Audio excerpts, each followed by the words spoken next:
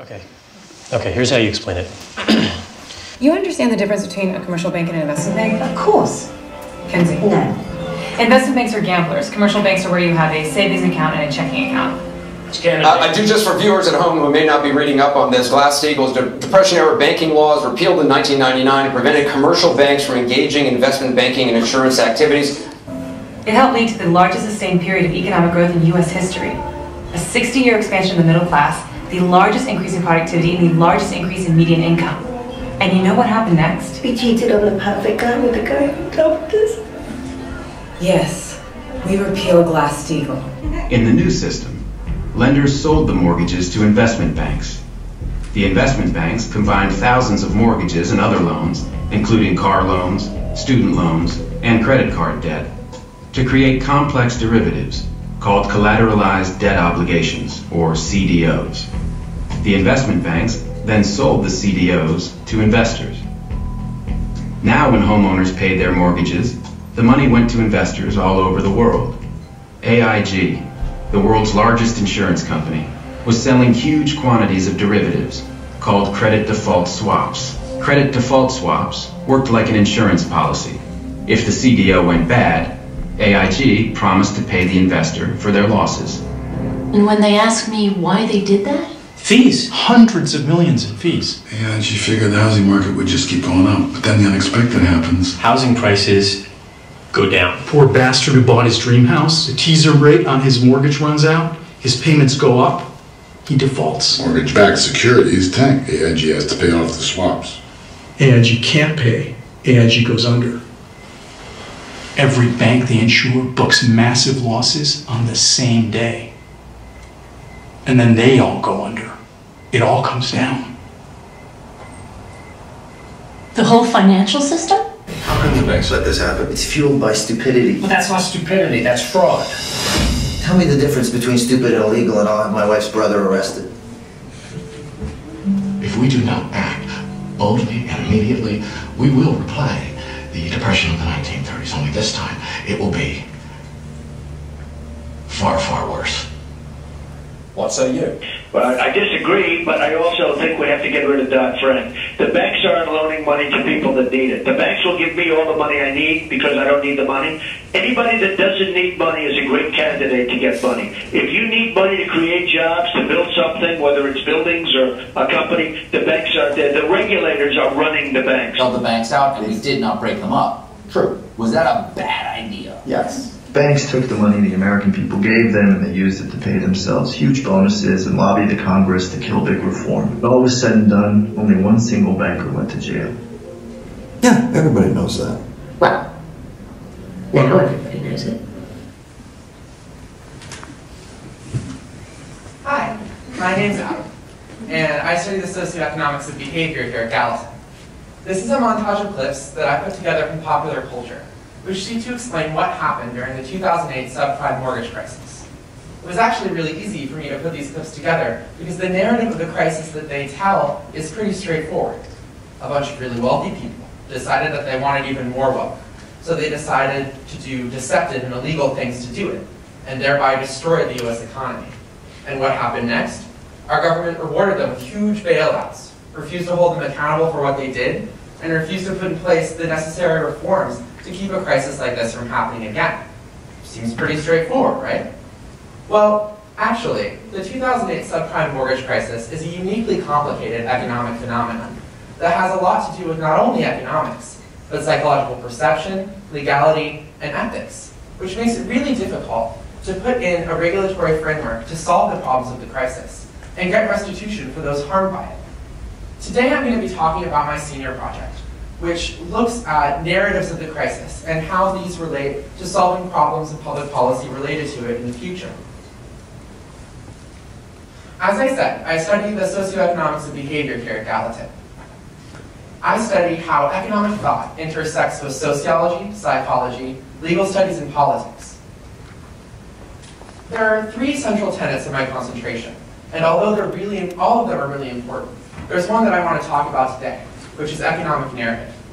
When I first came to Gallatin, I knew I was interested in economics. I was fascinated by how we could use math and economic modeling to model the world around us and to solve really big problems that we have.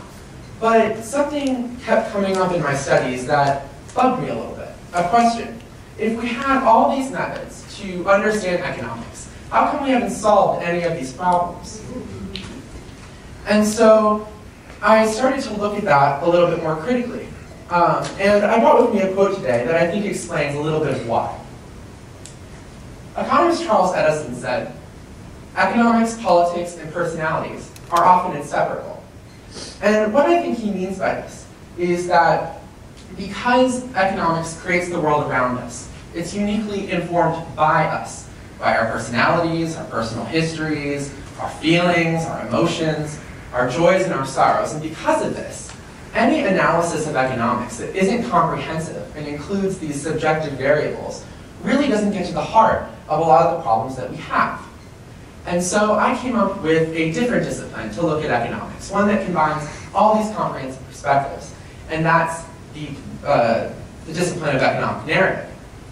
Essentially, economic narrative for me is the idea that humans create subjective narratives of economics to interpret what they see as objective economic data or governing structures. There are thousands of different narratives at play in many different human societies, and they affect how we look at events and how we place ourselves in the economic past, present, and future. And because of this, when we're looking at policy and how we respond to economic events, we need to take into account these different narratives at play. And that's what I sought to do with my senior project. I decided that I wanted to put two different groups of narratives at play with one another and see the conversation that came out. My two groups were undergraduate and graduate students at NYU and regulators and public policymakers in the United States.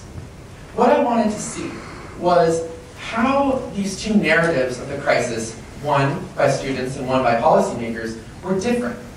I achieved this through conducting a 22-question survey with students at NYU and conducting interviews under the condition of anonymity with regulators and policymakers from throughout the United States.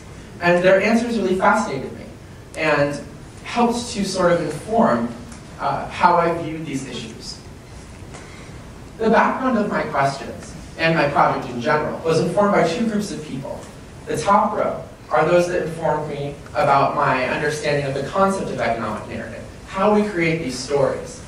The second group of people on the bottom row informed me related to the context of the crisis today, the statistical context, historically, and emotionally and ethically, and helped me create my questions. There are several emerging themes that came out of my work, and it's not done yet, so there's more that can happen. But I want to talk about a few that are really important today, and I think are really important moving forward to understand how we can conceive of the crisis and create policy in regards to it. The first one is blame. Now, what I want to say first is that everybody blames someone for this crisis. No one's saying, oh, like it just happens. It just happens. No. Everybody blames someone. The differences are in the structure and the focus of that blame. For students, the blame is largely with banks and large financial institutions. They see the risks that they took during the financial crisis as inherently unethical, basically through the trading of assets that were based on mortgages. However, regulators go back further in their criticism. They're more focused on the people who gave out these loans, mortgage underwriters and securitizers, who created assets out of these loans that were risky. Although they do blame banks for their risky behavior, they look more at the infrastructure within the securitization and the giving out of loans. Furthermore, the government response is another really important theme. Students focus a lot on the giving out of money to banks during the crisis through policies such as the bank bailouts or the Troubled Asset Relief Program, which were given to banks to keep them solvent during the crisis. Their basic complaint is that these actions were both unethical and unnecessary, and that we gave away this money and got nothing in return. However, regulators are a little bit more critical of this. They look at the crisis and say, if we had not done this, if we had not given these banks money, we would have entered a prolonged Great Depression, which is not unlike the depression that we suffered in the 1930s. What they also say is that these banks gave us that money back within 5 years after borrowing.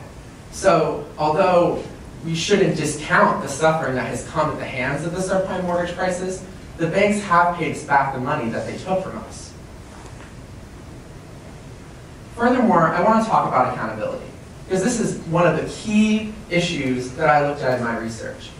The difference here is that students see accountability in a way, or students see the banks as not being held accountable in this situation. They only got a slap on the wrist, some fines, and didn't really go to jail or were not incarcerated for what happened to them. But the problem, regulators say, with this assessment is that these cases are increasingly complicated and multidimensional systemic issues. They state that even though it looks like, oh, we can charge this banker with this entire systemic problem, the problem is with that is that he wasn't the one who traded the assets, he wasn't the one who signed off on it, he's only the one leading this larger company. So it's harder to say he is, without a reasonable doubt, to blame, and to put that up in court and to get someone charged with that. So what regulators do instead is they focus on getting restitution for people harmed by the crisis. They're looking to get money from these banks so that they can give it to people who are harmed by this crisis. Finally, I want to talk about the next steps that people see after what has occurred. So for students, their next step essentially is wanting to break up these banks. These institutions are too big, we need to break them up. That's the solution to this problem. But regulators are a little bit more nuanced with what they say. They focus more on the entangled relationships of the banks. And that's what really caused the crisis. They're saying, let's not talk about wholesale breaking up of the banks, but untangling these risky relationships between them to create a more harmonious economic situation. Essentially, what the regulators are saying is that they think that breaking up the banks arbitrarily could cause bad economic consequences for our economy at large. And we have to be careful about the way in which we untangle bad relationships between banks. So how will this change public policy in the future? So I'm not done with my research yet, so I can't for sure say. But what I do think is that what I've seen from students is their feelings towards banking in general are largely negative. And I think that they do want to create these barriers between banks and to break up banks, specifically through policies such as the reinstating of Glass-Steagall, which was mentioned in that video, separating commercial banking from investment banking. However, I'm really skeptical about this because I don't think that there's a true understanding of the effect that that could have on the larger economy. I don't know what that effect would be, but I think that in the future we need to be careful about balancing our anger related to the crisis with the effect that our quote-unquote breaking up the banks could have on economic output in the future. As I said, I'm still undertaking this research, and I really want to hear as many perspectives as I can on the crisis, both from students and from regulators. So if you're interested in giving your opinions, definitely see me after the symposium, and I can give you more information. Thank you.